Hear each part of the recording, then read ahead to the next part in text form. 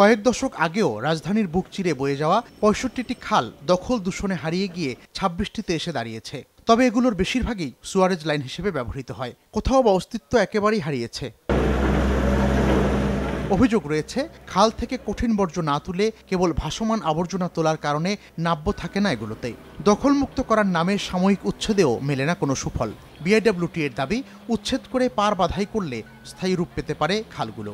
উদ্ধারের অনেক কথা বলা হয়, কার্যকরী কিন্তু উদ্যোগটা নেওয়া হচ্ছে না। ঢাকা শহরের চারপাশের যে নদীগুলো বিআইডব্লিউটি এর নিয়ন্ত্রণাধীন এবং এই নদীগুলোর সাথেই যেহেতু খালগুলো ঢাকা শহরের অভ্যন্তরে আন্তঃসংযোগ সৃষ্টি করছে, যানজট মুক্ত পরিচ্ছন্ন পরিবেশ সম্মত একটি শহর একটি উপহার দেওয়া সম্ভব যদি এই খালগুলোকে পুনরুদ্ধার করা যায়। আইনি জটিলতা, মালিকানা দ্বন্দ্ব সহ অন্য প্রতিবন্ধকতা দূর করতে বিশেষ উদ্যোগ না নিলে সময়ক্ষেপণ হবে। ঢাকার ভিতরে বিদেশের মতো অনেক ভেনিস বা ব্যাংককের মধ্যে করা হবে। দেখা যাক, আমরা যে সহযোগিতা বিআইডব্লিউটি দেওয়ার দরকার সেটা আমরা দিব।